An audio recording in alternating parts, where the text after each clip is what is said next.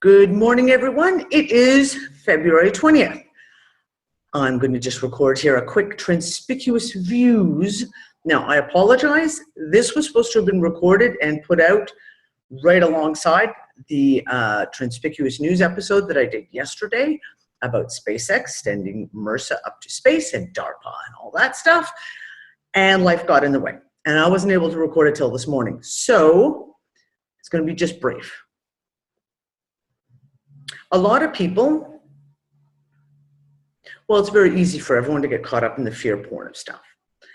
And the reason I wanted to record this was to point out the fact that I'm not focusing, and I'm not trying to get people to focus on the fact of, oh no, the big bad DARPA is sending a deadly bacteria into space. And the reason why is because these guys have failed in every attempt they have ever done at these bioweapons. Now, as I've said, and I mentioned yesterday, I have been studying Ebola for 20 years. I have been studying polio, smallpox, SARS, name the disease, name the virus, name the bioweapon. I have been heavily researching this stuff for years. And while on the surface, every time, I mean, let's face it, the media puts the fear porn into this stuff. Oh, be afraid. And the alternative media is just as guilty, if not more so, by pointing out all these bioweapons and how they're being designed to kill off humanity or God knows what, control humanity. As I pointed out, though, when I did all the special reports between 2014 and 15 on Ebola,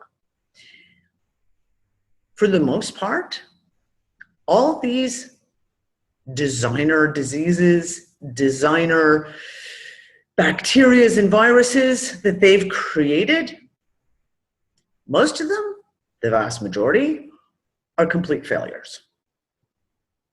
Ebola, the outbreak that was in West Africa, was a failure.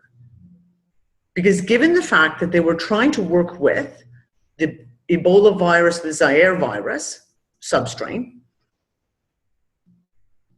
if in fact that's what they had been using, and if it had been a, let's say, one of the more usual outbreaks, there would have been tens of thousands of more people who would have died from this virus.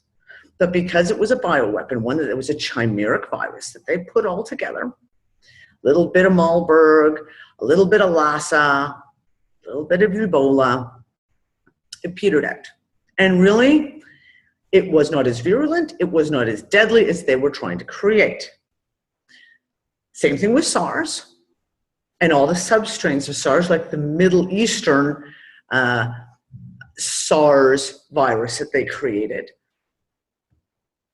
Each time we see outbreaks of these so-called viruses, which we know come from bioweapons labs, you know, whether it's the Pentagon, you know, shipping anthrax to the wrong place, or Ebola, etc. There's a hype. There's a fear porn. Oh my God, oh my God, oh my God. And every time it's pretty much a failure. And what I mean by failure, I'm not talking there are not people who die, because there are people who die from these things. But overall, each one of these planted viruses or bacteria has failed to achieve anywhere near what they wanted, which is why they're now trying to build a technology that will allow them to track and find the mutations, because everything else they've done has failed. Here's the thing. The human immune system is one of the most incredible systems, if you will, ever to exist. When we have an immunity to something, once we gain an immunity to any virus, no matter how much that virus or bacteria mutates, the next time you come in contact with it, your response, your body's response will be much less. Now, I can't prove this next statement. I can't. But it has long been a suspicion that I've held, is that we talk about almost like an ecosystem, right? If you talk about, the circle of life, the whole Lion King bit. We have viruses and bacteria, and we have the humans, and we have our immune systems. And I suspect that when a virus becomes or is overcome by a human immune system, the mutations that come from that are weaker and weaken the virus and weaken the bacteria, which is why, for example, you will get people who, for example, have had different various childhood diseases, whether it's measles or chickenpox, et cetera, et cetera. And they may occasionally get it more than once, but rarely is it ever triggered by what we call a wild virus, and naturally coming in contact with it, i.e. not through vaccines, not through vaccine shedding, and you will find it's weaker. For example, further to that, a woman who has breastfed her baby passes on her immunities to that child. If the woman had chickenpox and the child gets chickenpox, they will have a much smaller reaction to it because they carry a partial immunity. And I believe that that is what we see sometimes. I mean, yes, the reduction of diseases comes with better hygiene, better health, better nutrition. But I also suspect it's because the human immune system breaks down those viruses and bacteria and causes a mutation that goes actually in the opposite and makes them less strong. It's a theory that I've had for quite a long time. Like I said, I'm not a scientist. I don't have the ability to get into a lab and prove it. But the human immune system is one of the most incredible things ever. And that's why we win in these. Even when you look at the viruses that are shed through vaccines, because vaccines shed viruses, especially measles, polio, etc., you rarely see an unvaccinated person get those viruses because they've already got the immune levels to withstand it. And even in the vaccinated person, when they get it, it is a rarity. So even if we look at the EV68, the outbreak, the polio-like virus that happened, outbreaks that happened during 2015 and 16. On the whole, when you consider how many people were inoculated for polio, the amount of the outbreaks of the polio-like virus that came from it were very low. Again, when you look at the numbers.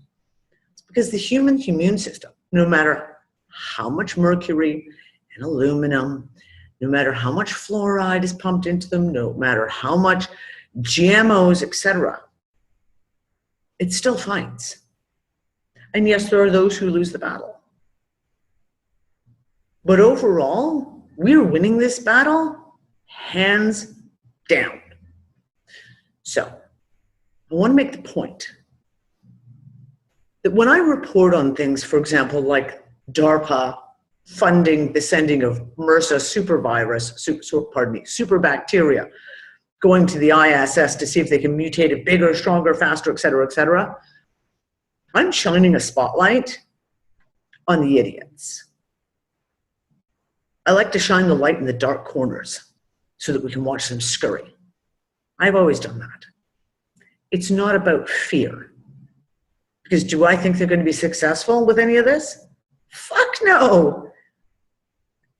We could look at the past and see how just unsuccessful they've been. So don't be afraid. Don't get yourself your knickers in a twist over this. Just know that that's what they're working on. It's yet another piece of the fucking puzzle of what those idiots keep trying to perpetuate. And know that it ain't gonna work. Never has, never will. It's not gonna work.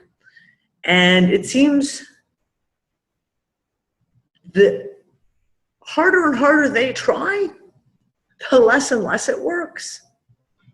Go figure. Human immunity, wiping it out, all their evil plans from start to finish. Anyways, that's my note for you all today. Hang in there. We're going to shine spotlights on some really dark corners. Doesn't mean you have to be afraid. It's just looking at it and seeing it for what it is. And we can laugh it off. Anyways, that's it for me. I'll talk to you again soon. Bye, guys.